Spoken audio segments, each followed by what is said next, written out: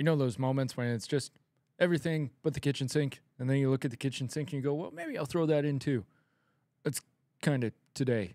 All this and more. Self-Evident Podcast.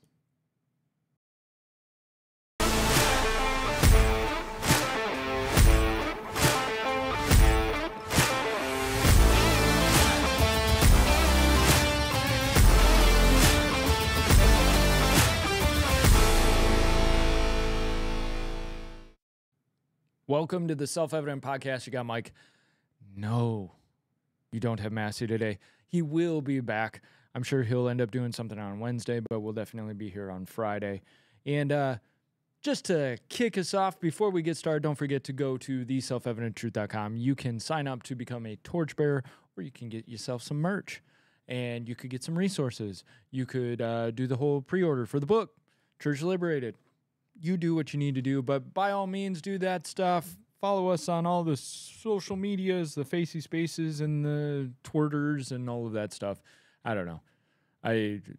Someday I will give it up, and y'all will never see me again. It's really the only reason that we even see each other anymore, right? Is through social media, which we got to do away with that. I saw something on Facebook, social media, today. And yeah, I'll shout it out. Why not? Promotion.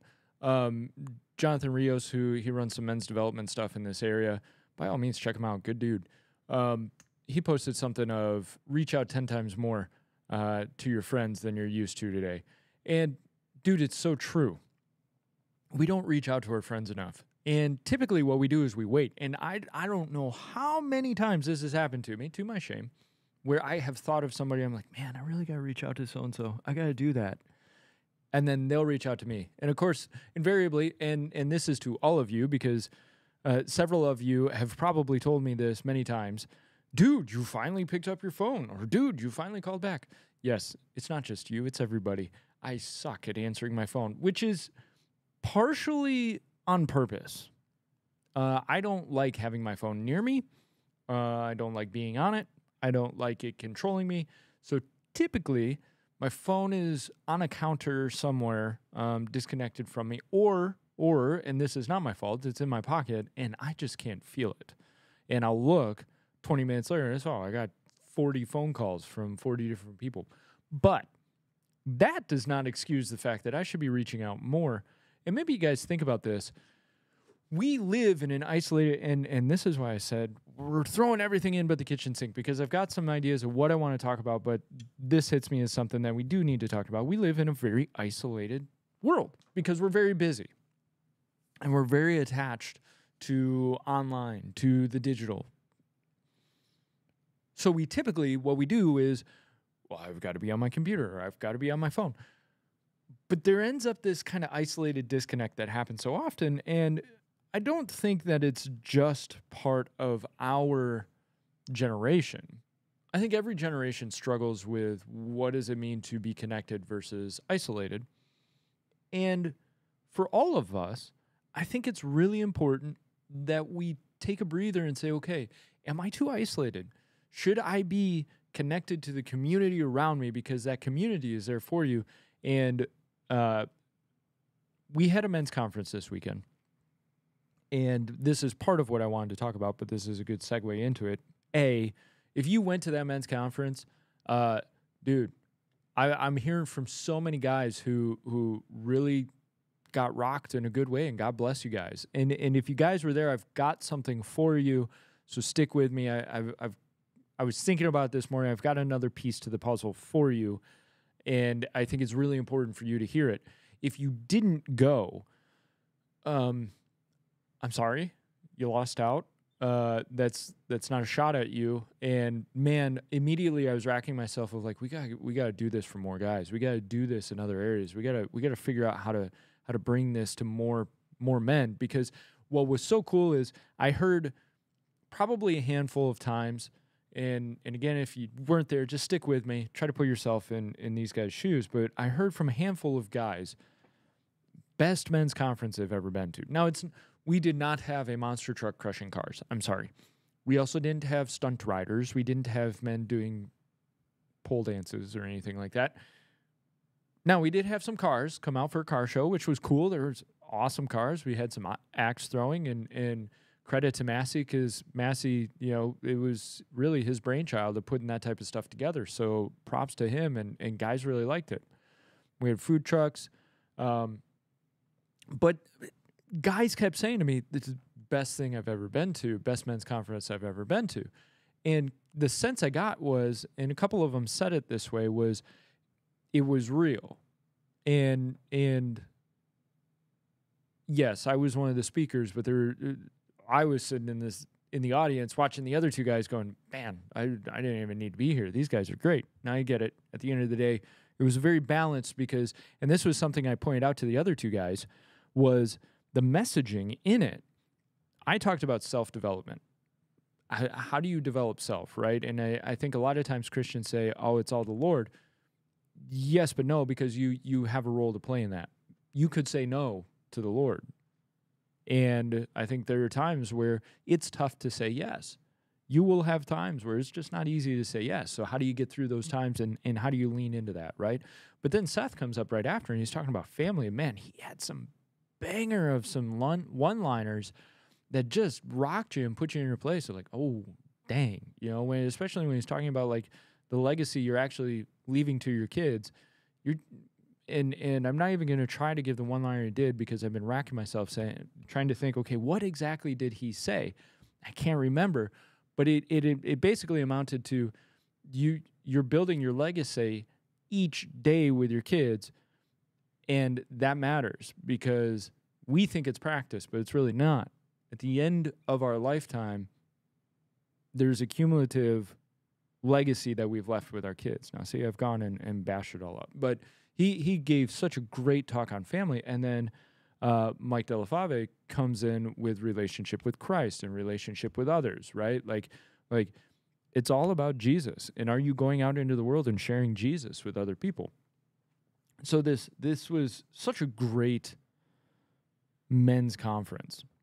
And then I got to thinking about, and this is for everybody, whether or not you were at the men's conference, I got to thinking about the concept of, okay, what next? I am such a firm believer in what next. What's your exit strategy? Am I perfect at practicing this?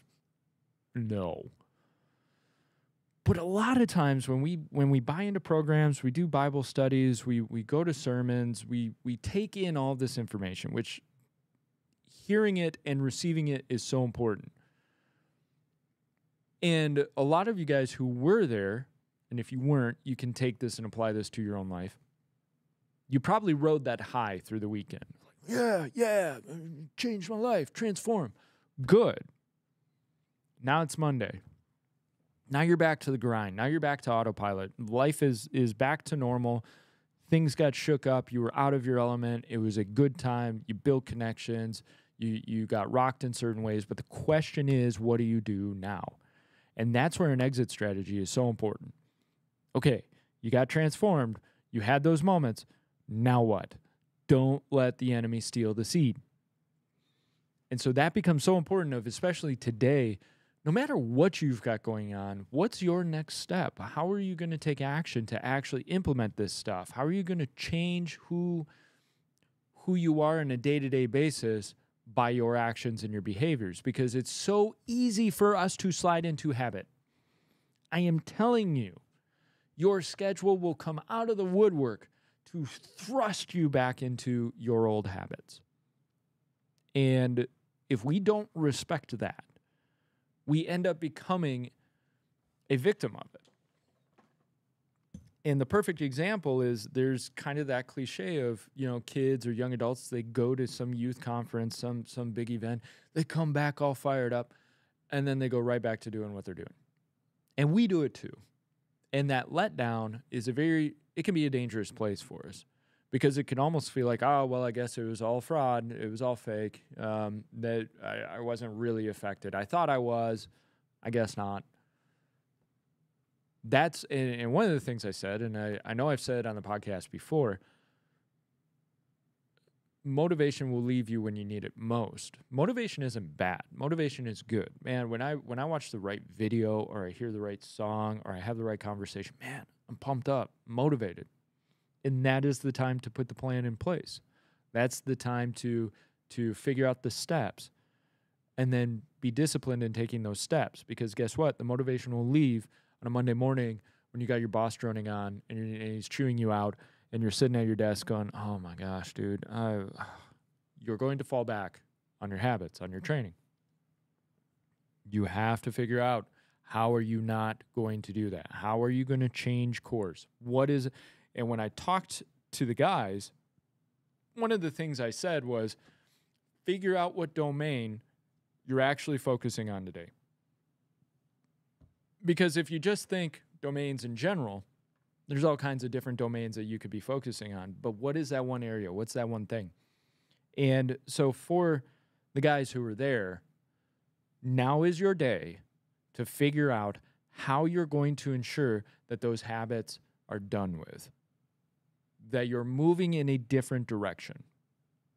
Whether it's with your family, whether it's evangelizing and speaking about Christ on a day-to-day basis, how are you going to ensure that your habits are not going to be the same day to day?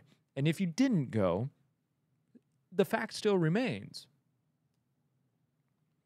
When we receive a word from Christ, we internalize it. We receive it. We place it into our heart. And I think sometimes we think, if I don't have that self-shattering, easy flow revelation that just completely changes who I am, then it must have been a failure. But your love for Christ can overcome those old desires that you're trying to do away with. You're doing away with them.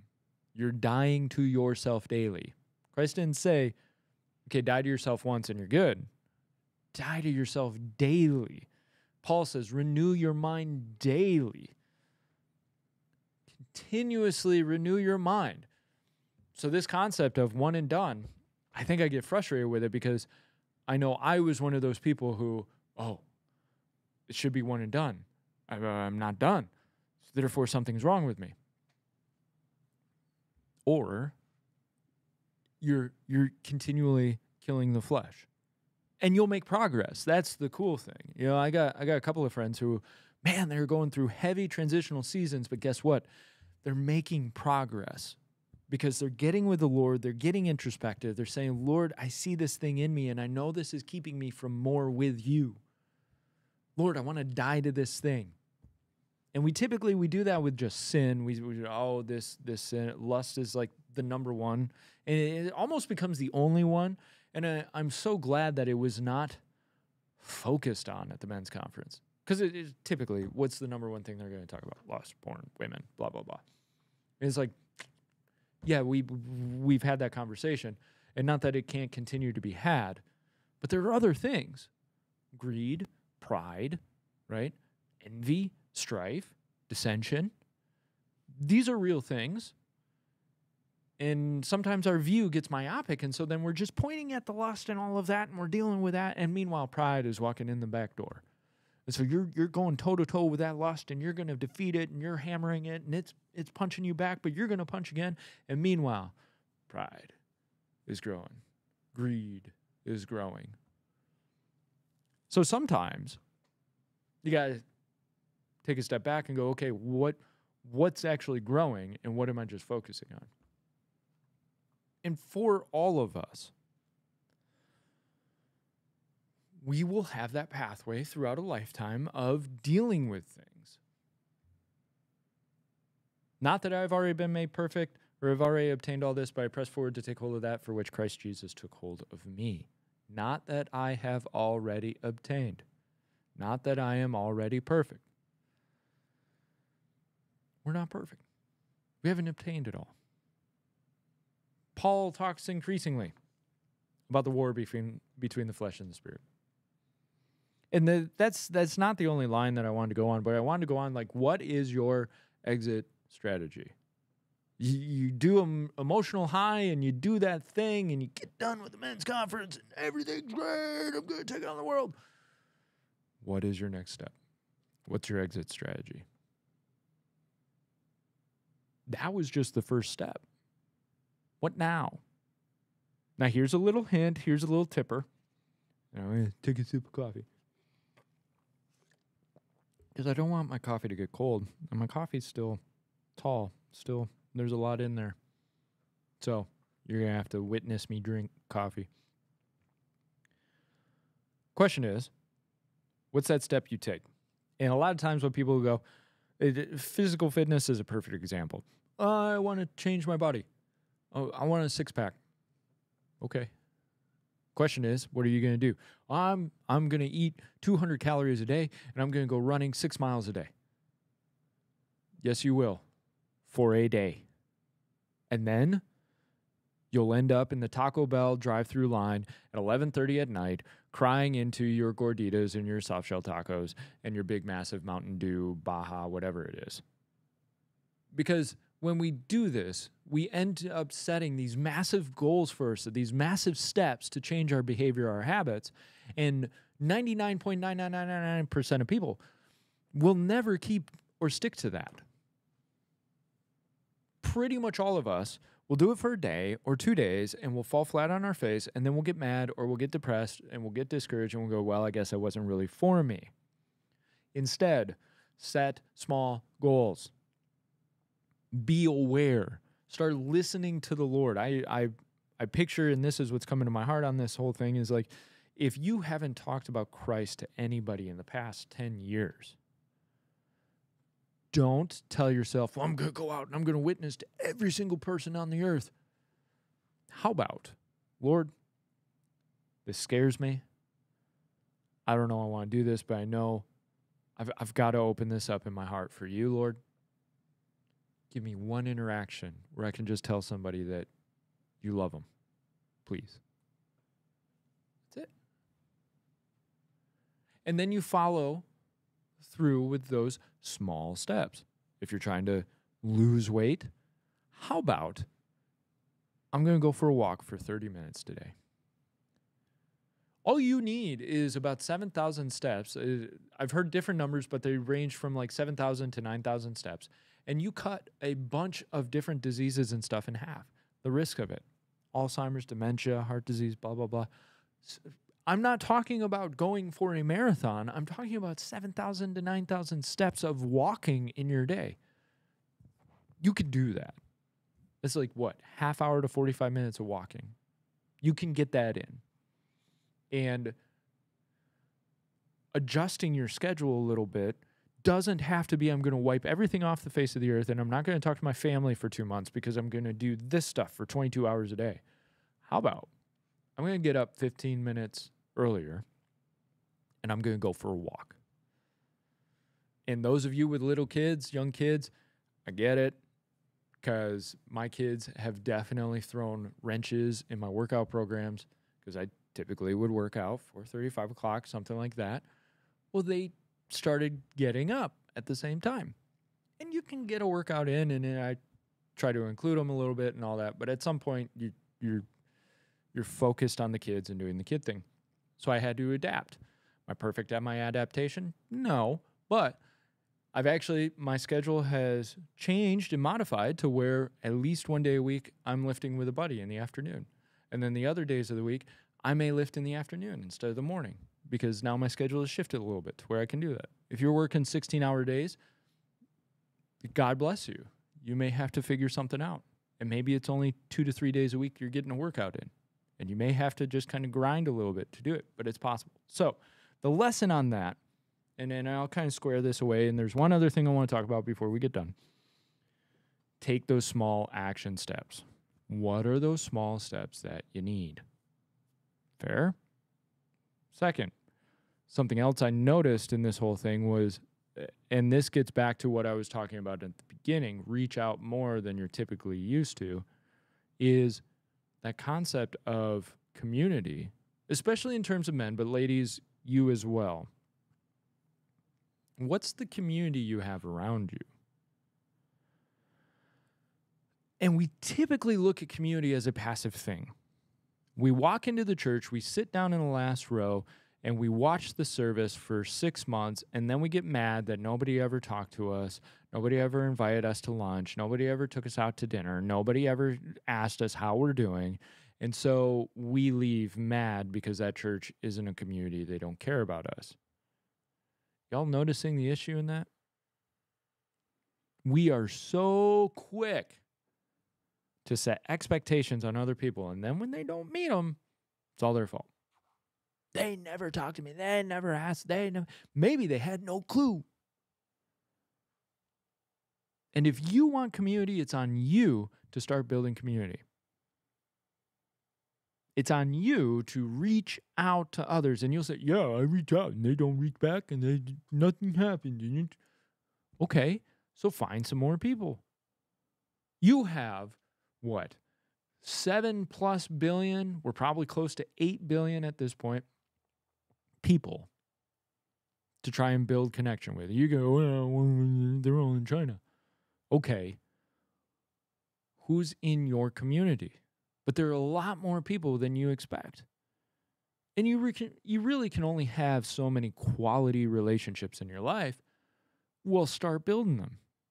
And if you've isolated yourself so much that it's just not possible in the current situation, then you need to change the current situation. Maybe instead of walking into your church and going to the last row and not talking to anybody, maybe it means actually shaking the hands of somebody else who looks lonely. And maybe it's somebody you're like, this guy's all right. I mean, there's not massive chemistry. That's okay. And that doesn't mean that they're going to be your brother for life and all of that, but maybe, just maybe, you have enough cups of coffee with them that you get to know their life, you know who they are, and guess what? When they're in need, yeah, I can come help. Or when you're in need, yeah, I'll come over.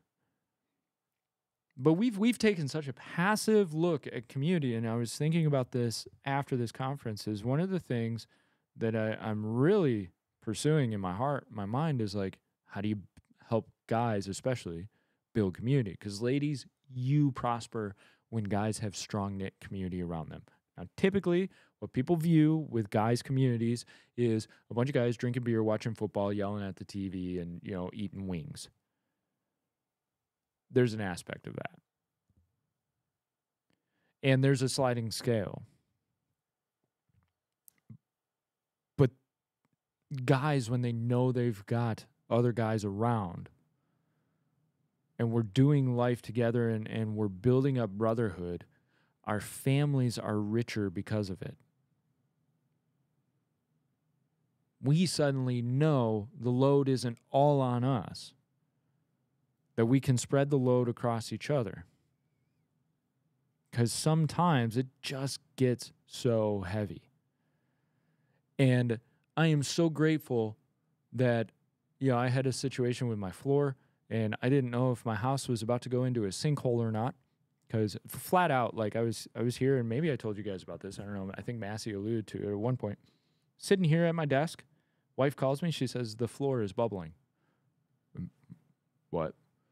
There's a mound in the floor. Now, mind you, I have ceramic tile, and my ceramic tile had bulged. So I drove home. Guess what? I called 3 men who I knew could give me some wisdom or advice on this situation. I had no clue, right? I called people who were part of my community. Now, to bring the story to a close, pulled a couple of tiles. I'm looking for water. There's no water. I'm looking for massive cracks in the slab. There's no cracks in the slab. I take lots of pictures, talk to insurance. Insurance says, well, we can't find anything, so we can't cover it. So I'm talking to more people. And what's so cool is I called people that I'm building relationship with, but I wouldn't say I've got deep-seated relationship with them at the moment, just because I haven't put in the time that I know I need to yet, and they're newer relationships. But they're people that I called. I'm like, hey, can you help me out with this? I need a favor. Can I ask some questions? And consensus comes to, okay, it probably wasn't installed correctly, or somebody didn't prep the slab properly, and maybe they just, and it got old and it gave way. So time to get some new mortar and tile on there. Cool. But I had people I could call. I didn't have to reach out to the $500 an hour engineer to come to my house and tell me, well, they installed it wrong. I have community that I've built to where I can call a GC, call another GC, call an engineer, and just say, hey, I got a question for you. Can you help me out here? Can you answer my questions? Sure enough. And then I've got a couple of friends who I'm like, hey, want to install some tile? Absolutely. Let's do it. Right? So once you build that community and you build those depths, each of you have a specialization that helps out the other guys. So if you are going to lone wolf it, guess what? You miss out on all the specialization of the other guys. And then you've got to carry that bag. You've got to carry all of those skills. We tend to think, I'm relying on somebody else. You're relying on somebody whose specialization has been general contracting for 20, 30 years. How dare you? Oh man, what a weak man you are. You're relying on somebody who got their degree in engineering. Gosh, you're weak. Or you're wise to know that counsel is a good thing and you don't have to carry those massive loads. If I want to learn a specialization or I want to learn a skill or I need help in a certain skill set, it behooves me to reach out to those who know more than me. And guess what? I have them in my corner because I have community with them. So when they need something, and most often, you know what I really am? I'm a good question asker. I'm a good guy to ask a question to, and hey, this is how I see it. This is how I would do it. This is I'm a counselor. That's basically what I'm a glorified social worker for you. But guess what? I get guys who call me and they're like, hey, man, I'm really dealing with, what do you think? I've got this situation. What would you do? Well, A, B, C, and D. Whoa, cool. All right. So my specialization, my skill sets come into play for them when they need it. What is your skill set and what can you provide to your community? And ladies, encourage your guy. I'm telling you right now, you want your guy to prosper. You want him to be fruitful. You want him to grow. You want him to be more active, more responsible. When he sees something and was like, oh, I can help in that, encourage him. Encourage him in his skills. Encourage him in his specializations. What is he good at that he does well at that he may not even realize he's good at? You get those guys who are like, oh, well, yeah, you know, I like to nail wood together. Bro, you built an ark, right? Like you took a hammer and built a full-size ark in your backyard. Like you don't just work with wood. You're a master builder. And sometimes guys they just don't see it. So ladies, talk to your guy. Encourage him. Now if he's a helper and he goes out and he helps others, do not resent him for it. You may think, oh, he's doing too much. He's doing too much for other people. When is he going to help us? Get involved with him. Bring the kids out with him. Because guess what? He's building bond and relationship with others around the community to where when he needs to call in a favor, he's going to have people run into his door. And gentlemen, you cannot do it alone. Seth had an amazing line. He and I have talked a lot about this whole lone wolf thing, and he had an amazing line when it was basically like a lone wolf is just surviving. It's trying not to die. It's true. When you're a lone wolf and you don't have community around you, you are just trying not to die. Because wolves were not meant to be alone. And we've taken that idea and we've taken it on as men and we've gone, no, I need to be a lone wolf. I need to be alpha male, sigma male. Nobody help me. You're going to get crushed. Now, you may get a far distance, but guess what? Then you don't even recognize the aid and usefulness of the guys around you and how they've helped you get where you are. And at some point, something's going to hit you where you need to lean on somebody else, and there's nobody there because you never fostered or built that community. You know, people are talking about North Carolina and how they're coming together as community. Yeah, because they build community together. Because they're reaching out, and guys with specialization, coal miners built a road in a week that the government was saying, oh, it's going to take us months to build that. You get a bunch of dress collars in hard hats who got their degree and never really spent time in the field. Oh, well, it's going to take months to really get that road. You got coal miners who are like, all right, well, Jim's got an excavator. I got a bulldozer. We got a dump truck over there. All right, we'll do it. That's brotherhood. That's community. That's a couple of guys going to town going like, yeah, we'll put it together. Stop with all this mess of all this bureaucratic nonsense. Let's just do it. And so, guys, I'm going to encourage you, those who went to the men's conference, you better start building community now.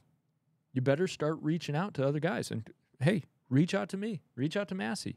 Help build community with us. And if you didn't go to the conference, start building community in your area, or reach out to Massey. Reach out to me. Let's do it. There is a new wave coming. It's a new wave. It's a new mentality for guys. Guys are stepping back up, but you can't step up alone. The one man against an army will not survive for long. And Seth talked about that too, which was awesome. You know, like a soldier, if he's behind enemy lines by himself, he's just trying to survive. If he's on the battlefield on the front lines by himself, he's just fighting to not die.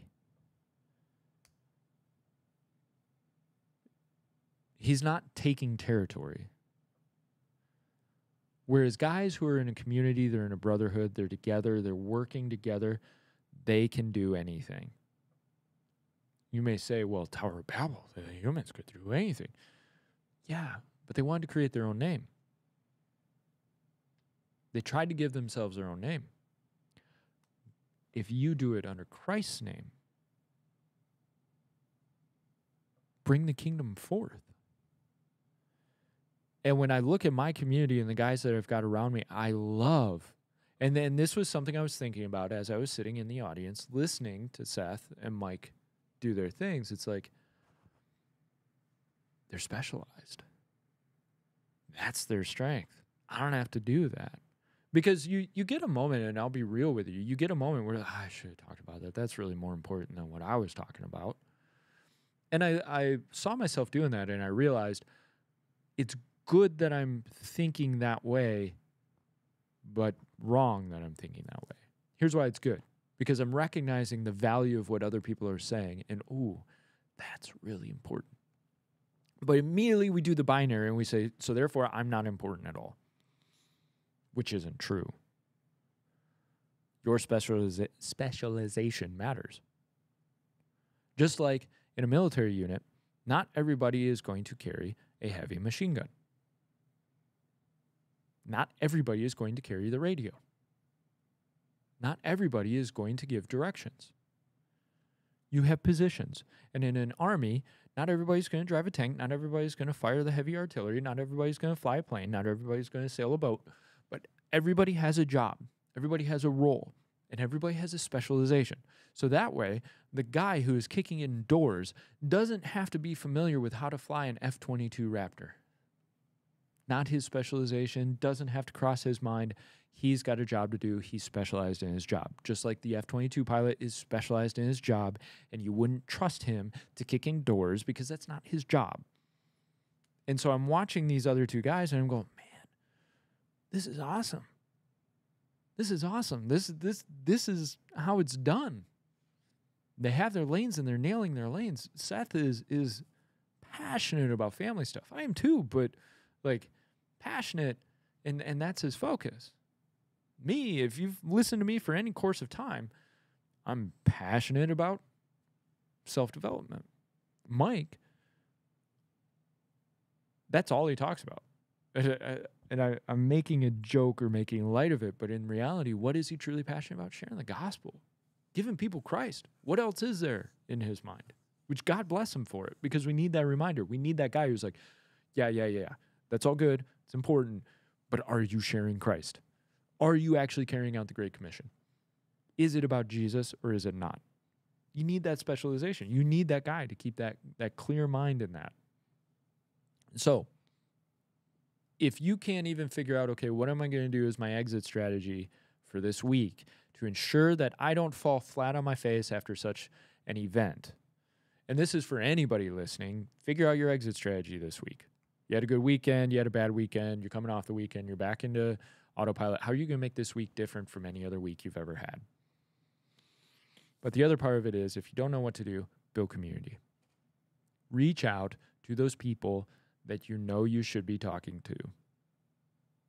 And if you don't have them in your life, you better go find them. So, that was all but the kitchen sink. And I know it was a little less history, political, because frankly, guys, I was telling Melissa this morning, I'm so tired of politics. I'm so tired of election stuff. So tired of literally Hitler. I have half a mind to create a whole meme series of I like thing or I do thing, therefore I'm literally Hitler. For instance, I like dogs. Hitler liked dogs. I am literally Hitler. I'm so tired of this. This is, and I was listening to something today, and they were talking about, wouldn't it be crazy if, say, Trump won, Kamala conceded, newspapers said, oh, Trump won. Some people online complained a little bit. Media, Kamala lost. What happened? And then everybody goes about their day. Would that not be outstanding? And so I didn't want to do news. And I was looking through the theological stuff, and I'm like, man, I'm having some cool revelations, but nothing that it's like, I need to nail people with this. So I was thinking about the men's conference and all that. So I hope you got something out of that, whether or not you went. And if you did go, by all means, come up and say hi at church. Man, it was so cool to say hi to guys, shake hands, to see the light in guys' eyes. I mean, when you do something like that, you're hopefully your number one is like, I just want to see people click in some way, shape, or form. I want to see something click. And I heard over and over and over again how many people something clicked for them, something changed in how they saw the rest of it. And that excites me to no end, and that's why I'm so important. I think it's so important for me to say, what's your next step? Doesn't have to be big. Just figure it out. All right. I love you guys. Love y'all. I hope y'all have a great day. Okay? Don't forget, go to theselfevidenttruth.com. Become a donor. Become a Torchbearer supporter. Torchbearer Society supporter. That's our monthly program. We're so grateful for each and every one of you, whether you buy a product, whether you sponsor, whether you pray for us, whether you support us just with saying hi and saying how our stuff's affected you. Thank you so much for those emails, those phone calls, those texts, that kind of thing. We so appreciate it because it lets us know, hey, we're having an effect. We're helping out people. So, love you guys. Y'all have a great day.